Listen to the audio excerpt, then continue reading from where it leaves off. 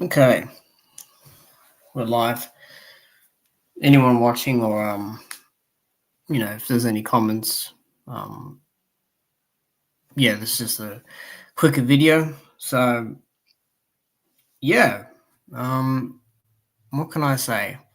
Well, obviously, the last 48 to 72 hours has been a bit of a kerfuffle in the media in boxing.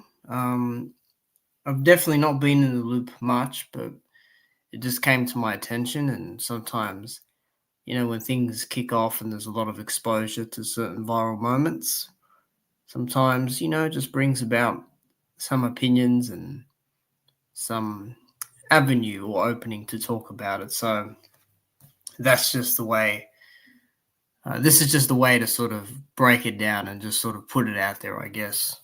But so we know Simon Jordan and Talksport, they're, an employee and employer based arrangement in the UK that they have going on between each other. And so I don't think I really need to break it down much, but you've got Wilder and Chisora there being interviewed, and Spencer Oliver's there, and Simon Jordan's there. And Simon decided to go ahead and just make this a thing about some other guy that they both had fought before, even though he was told no. And then it all kicked off from there. And I think it's very important to sort of look at this and go, okay, well, I think a lot of people focus on the big outburst, but really, I don't think that's, the thing that we should really be talking about. I think it's more so what Simon actually was saying and doing. Hello, TS Boxing. It is more so what Simon was actually doing, because in between all that shouting and screaming, Simon was calling him names, and even as it was about to kick off, calling him things like, oh, well, don't you think that's a bit flaky, and all these sorts of things. And then people missed this as well, where he said, no, we're going to talk about X, Y, and Z. So I just find it interesting that how it's all sort of turned into this conundrum about, oh, well, this other guy made it about race, which we'll get to soon. But it didn't really matter what was said by Deontay. Simon was always going to go down the route of wanting to bring up, Mr. F and all the stuff that was said about him. Mind you, that it's been a range of 5 to 6 years since a lot of that stuff came up. So it's not as if that there wasn't prior knowledge to this, that there hasn't been time to process any of this stuff. Simon knows exactly what he's doing. And again, I don't really have much to say about what Deontay said, because I see it as normal, especially nowadays, in the last few years. But again, after Simon, I saw a clip of him saying that, there was a lot that was cut out. There was a lot that was not shown. And then he was threatening me or trying to fight me. And he was talking about lynching. And I want to talk about that specifically because I find it very interesting that Simon brings that up about he was trying to fight you. First of all, there's definitely no such thing as a fight in this situation. Simon can't fight for shit. Simon doesn't want to fight, so therefore there is no fight. I think maybe he should choose his, grammatical speaking and, his phrasing a bit better than that. Did he try to assault you? Maybe you could just run with that instead. But there's no fight with you. I can assure you that, mate. You are born with a silver spoon and you come from wealth. You're not fighting anyone. The other bit was that he mentioned that there was a lot edited out or cut out. That's true. Deontay said himself that a lot was edited out. So really, in part, he's actually agreeing with the guy that he was trying to argue with here. which I find very interesting because wouldn't you make it a point to not agree? But these guys, man, they act like they're smart, but they're not really. And just because they sit on a host show and they've got a big fan base, and just because they go on a monologue in front of an audience of football fans and all these fans in England, that doesn't really qualify as you being an intellectual person. Okay, I'm doing the same thing that Simon Jordan is doing right now. I'm just here in my room on this summer day talking into my computer mic. That's all I'm doing. There's not much difference between what Simon Jordan does and Brian does from True Geordie and all the rest of these people on YouTube. We're all doing the same thing. So Simon's not really in a position where he can just babble on about, oh my God, there was a lot edited out. You didn't see anything, which then leads me to the other point of lynching. Now, I'm sort of wondering when did it happen? Did it happen when he left the room? Did he come back? Did you guys meet in the hallway? Did you meet in another part of the building? I mean, it's all vague. So again, Simon's good at leaving out details like that because he just wants to say it and move on. I don't really know what problem Simon has. If someone who's from the South in America, who's of darker skin color, and he's talking about lynching, which is something that happened, especially during the very early days of the US coming out of its sort of, during that time of slavery and those other social issues that were going on, and human rights issues, I should really say. I don't know why does Simon have a problem with him saying that? I don't quite understand why he has a problem with the guy saying that. Lynching happened. That was a big deal. That was also a thing that didn't just happen in the States. It happened, in South Africa and in a bunch of other places as well. In England, in the very early days of the United Kingdom, they used to do the same thing over there and do it. So, again, what concern is it of Simon? And it was said off air, he said it himself, that he's talking about lynching. I could care less if he talks about it or not. But it's his opinion at the end of the day. And so I'll sort of break off from the TalkSport thing for a little bit. But it also reminds me of, past instances of people talking. Hey there, Mo. Must be very late there in the UK. I'm not back. I'm just doing a random video. But thanks for tuning in. But I don't really care for the whole debacle that happened on there. Because if I really just break it down to the most basic thing, it's just two guys with an opinion. But Simon, doesn't have Simon wants his opinion, but no one else can have an opinion of their own. That's how he is. That's how he operates. He's so mean to his co-worker Spencer Oliver. Like, he's always making fun of him, this and that. Oh, your opinion of this and that. But every time you see a clip of these guys talking about boxing, they're always like, Simon's always bashing the other guy. It's always a one-way street. But as Simon says, it is flaky for Mr. W to say, I'm sorry for the noise, there's a helicopter, as he has his opinion on the I'm going to read that comment in a sec. As much as he has an opinion of how it's flaky and how it's, an excuse and everything, that is Simon's opinion. And guess what? If Deontay thinks that whatever happened, that is his opinion as well. So that's just what it's about at the end of the day. Just two people with different opinions. Just like how on this channel, I used to have comments and people in the live chat saying they disagree with me about the situation. And for the most part, I just said, that's cool. That's your opinion and you are entitled to it. So, yeah. Yeah, he definitely is controversial. I do wonder why he stepped into boxing. There is no money in boxing.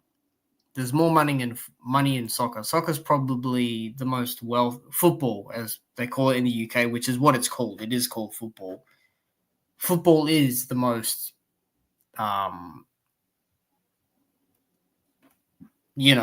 controversial thing there.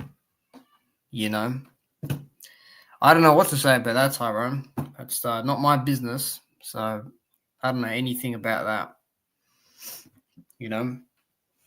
But I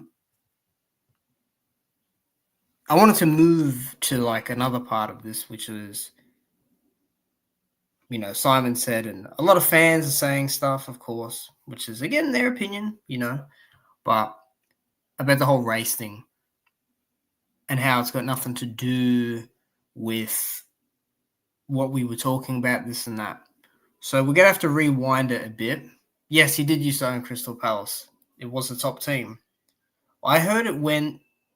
I think it went into administration. I'm not sure. I'm not so sure. Because I know Eddie Hearn was debating him about Conor Benn back a few years ago or whatever, or a couple of years ago, and Simon said to Eddie, you should be careful with what you say because that's not what happened, blah blah blah. So I don't know what really was all about, but in regards to, I'm just gonna close this window. In regards to the whole race thing, back in November of 2018, the final press conference for the first Wilder Fury fight in November 2018, the final press conference, there was some talk, I think, a couple of weeks in the lead up to that.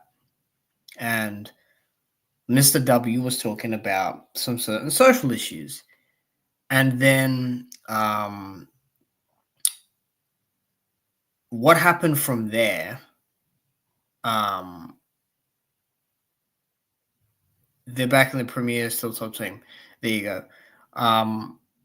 What happened there was Fury thought it was a good opportunity to talk about the traveling culture, the gypsy culture. He's talking about Irish people that were displaced, the diaspora with that. So what happened there was he said, well, my people have been fighting for 200 years. People miss that bit. They don't remember that bit. And that made Wilder upset. And then the 400 years and till this day thing dropped. But people gloss over the fact that it was Fury who actually started that. Fury was the one that made it about that in the first place. And he was acting all dumb, saying, oh, well, I don't know what he's talking about because my traveling culture's been fighting for 200 years. Something like that. So he knew what buttons to push. He definitely knew what buttons to push with that. And that's why I got brought up. And then when Radio Raheem brought up the interview, that viral clip happened, all that occurred. So that was that. The point being is that is how it started. And from 2018, 2019, 2020, 2021, that fight was definitely racially laced, So that's just the reality of it. While the race bait a Fury man of the people, but that Tyrone, that's how they look at it. That's how they look at it. They look at it that way. If Wilder dare, and again, this is not rocket science. Look, whatever he says is going to have backlash. He can't say anything. Everyone else can do it, but him and maybe even Anthony Joshua got criticism when he spoke, when he had the microphone that time out in the suburbs there in London or wherever else it was. But again, you have this is where I'm going with it. You have a country of any sort in that country, it is made up of a society. The society has certain things that is entailed within it, okay? And it is inherited throughout the previous generations. What does that society entail? Well, a demographic. What's that demographic consist of mostly in a one country? Well, people who have specific backgrounds. Okay. What do you mean by that? Well, sure, there's rich people, there's people who are working class, right? Those are just a couple aspects of it. Okay, but there are people who are, for example, what? They are, let's pick a country. Ukraine's a good example, right? They're European or Eastern European. They are very proud of their culture, especially nowadays. They are very religious, a lot of them. A lot of them believe in the Catholic Church. They believe in Christianity. They have a cross necklace, they kiss it, they'll pray to God. Usyk does it all the time. Forgive me for the noise in the background. So within that becomes your identity. So you are attached one way or another in some way to your ethnic background. As some people like to call it, race. So that's what it entails. Now, if you look at things such as, I don't know, when there's an NFL game on in the United States, when there's an NFL game, they fly the jets over, they got the flags out, they got the military people out. That in itself is political, okay? And a lot of people who follow Christianity also are big fans of the military over there. They're very supportive of the military over there. Okay, people kneel when the national anthem happens.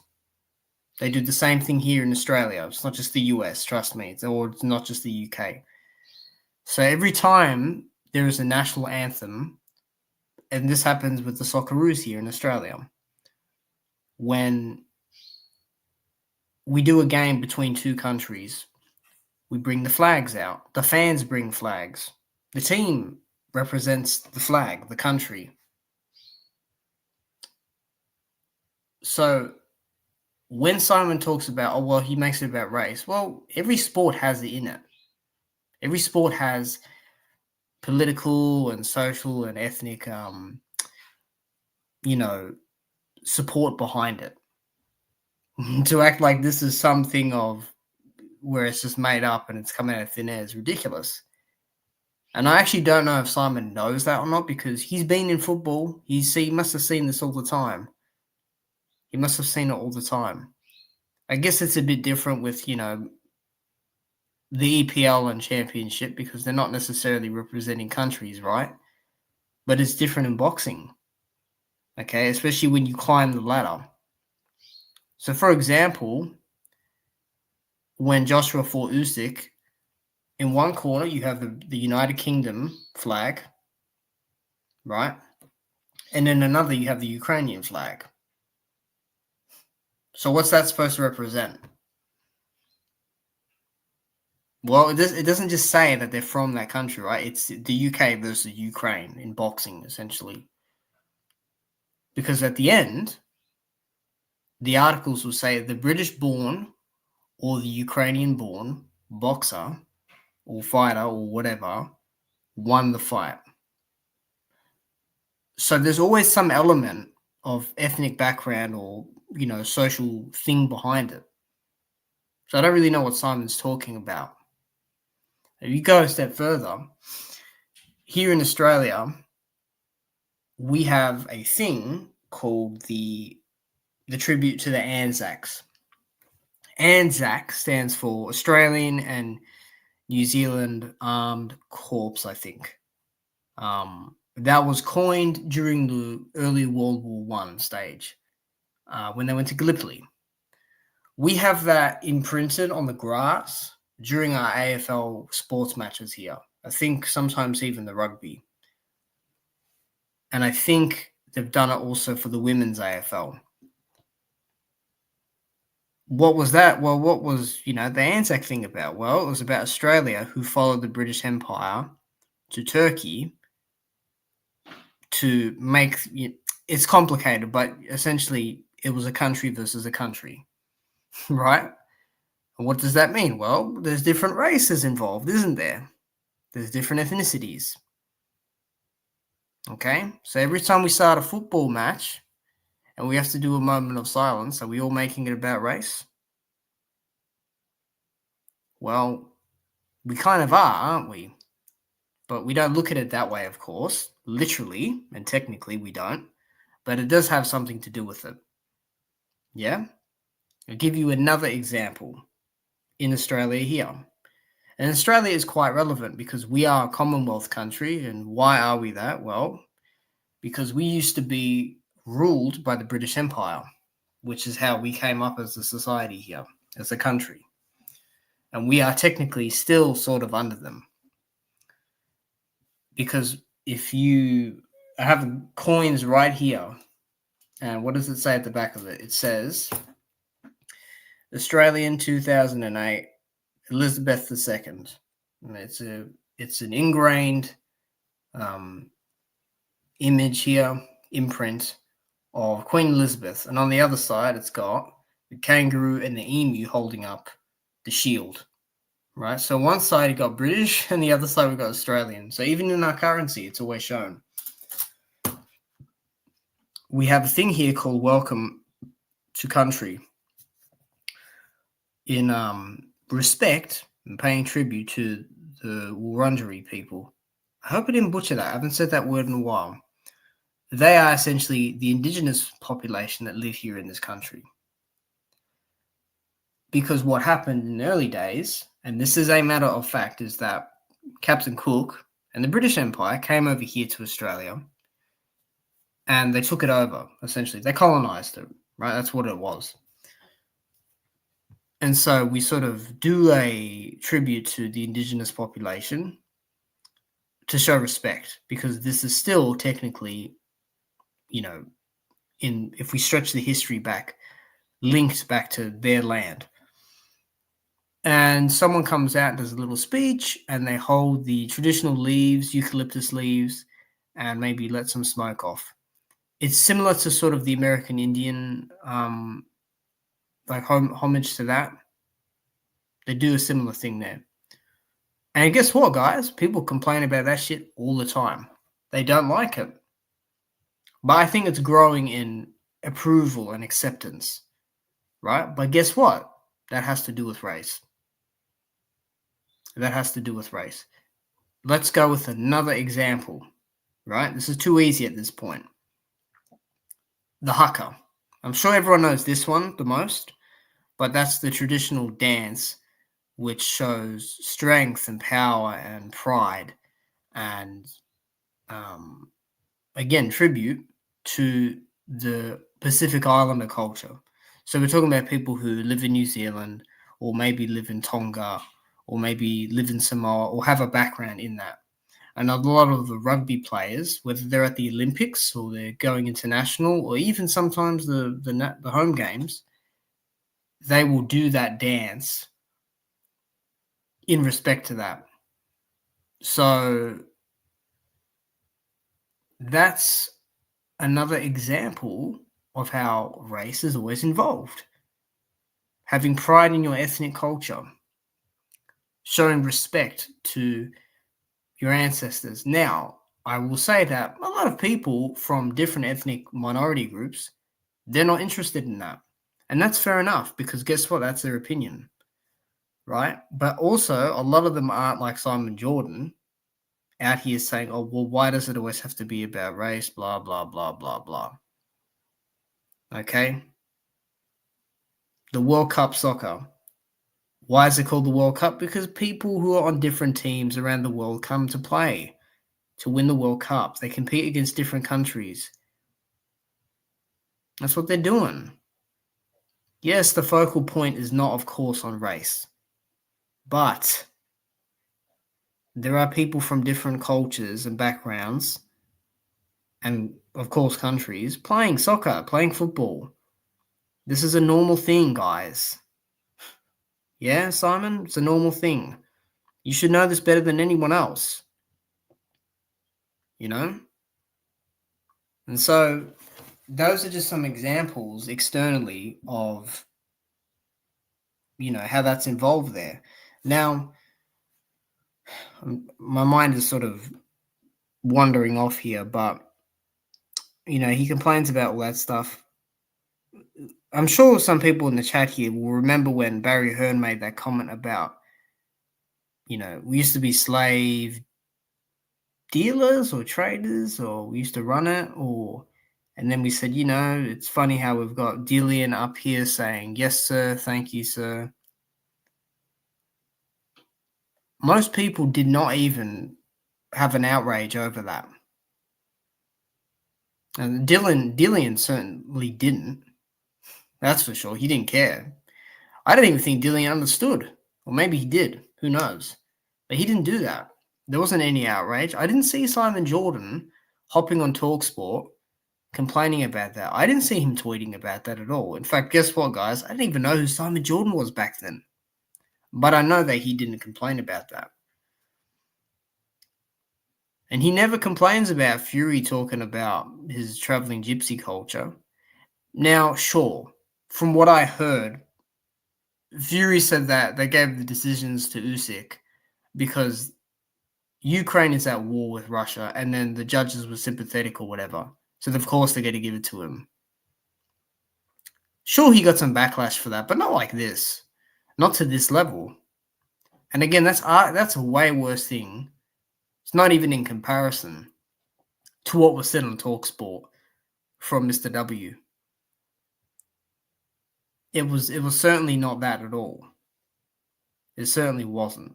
Okay, you're talking about, you mean to tell me that you lost a fight because the judges, all three of them, only three, it's only three people in the world that are judging this fight. There's only three people's scorecards that matter. No one else's matters. You told me that those three decided that in their mind, no matter how the fight went, that they would score it for Usyk because Usyk's home country is getting bombed by Russia. And everyone's, a lot of people are dying. It's been going on since, 2022, late 2022, somewhere there, right? You're saying because the country's at war and people are getting killed and people are leaving the country, that boxing judges are giving you the decision based off of that political and ethnic tension. Because again, a lot of the Russian population support what Putin is doing. They support it. And guess what? They don't like Ukrainian people. And guess what? They're also racist towards them. So Fury brought up that. He made that essentially about race, didn't he? More political than racial, but still, the two can go hand in hand. But Simon's not making a big deal about it. And neither is anyone else, really. They're not making much of a big deal about it. So that's what was brought up. That's what was brought up. I've actually gone longer than I thought. I'm just trying to think. There's been other instances. You had LeBron James. He made criticisms about Donald Trump, and he got told to shut up and dribble. There was also an NFL player. He had quite long hair, and he was kneeling at a game, and then they sort of, I forgot how to pronounce his name, but, that was happening. And then, yeah, that's just like another example. We could think of more. I mean, Bernard Hopkins, to an extent, look how much criticism he got. He got plenty of criticism after every fight. And then there's, of course, simple things like Canelo and Mexican fighters and other fighters saying Viva Mexico and wearing the sombrero and taking pride in that. Oh, why are they making about their ethnicity and culture? You see, if you go further enough, you can apply that statement to every single person who has any sort of pride or representation of their country. But the reality is most people, I think, especially today, are more welcoming of that. They encourage it. It is more so of who is doing the talking. That is the issue. It is very uncomfortable. And what Simon was undergoing was, he said it was embarrassing. I don't think Simon was embarrassed himself. I think he was a little bit. But I think what he meant by it was embarrassing was he thought Wilder getting upset in front of everyone was awkward and uncomfortable. But you asked for that. You put yourself in that situation. That interview was going very well. You decided to assert yourself and ask him about something that had nothing at all to do. Why did everyone else in the lead up to that TalkSport interview, every podcast and interview they went on, why, when it was brought up, either no one brought it up briefly and did not follow up with the same topic, or when they asked, both of them said, we're not here to talk about that. I don't want to talk about that. Oh, please don't bring that up. How come all these other small-time YouTubers and podcasters, even Ariel Hawani, who's really freaking annoying, how come he was able to conduct a good interview without any of that controversy? Apparently, Ade Oladipo had an interview with those two, and he said he really enjoyed it. And he even referred to Deontay Wilder as an American preacher, which I thought was weird, to be honest. I thought that was a bit weird. Oh, like he reminds me of a preacher in America. Well, what's that mean, Ade? What do you mean by that? He's a preacher in America. I think you can read between the lines on that. So, at the end of the day, a lot of this has just escalated because it is Mr. W doing it. And, maybe he could have, made another attempt to change the topic or whatever. But even if you want to say that, it was already done. The damage was already done. So, yeah. That's pretty much just what I had to say about the situation. I'm not in the loop with a lot of this, but sometimes when you come across such things like this, you have to speak about it.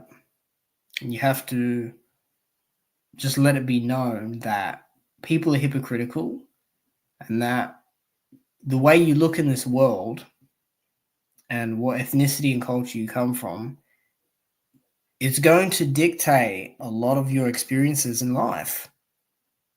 And this goes for basic things. When you talk to the bank, when you pass through immigration in a certain country, when you have a dating profile, when you're out and about in social gatherings, it all matters. Obviously, you try not make it the center of yourself and don't draw attention to certain attributes of yourself, but it's there anyway. It's there anyway. So people are just going to have to deal with the fact that it's going to be a topic that's going to be brought up, and that's it. But with that being said, thanks to some of the viewers that came in, I thought I'd express my opinion on this. And with that being said, I'll end it there. Thank you.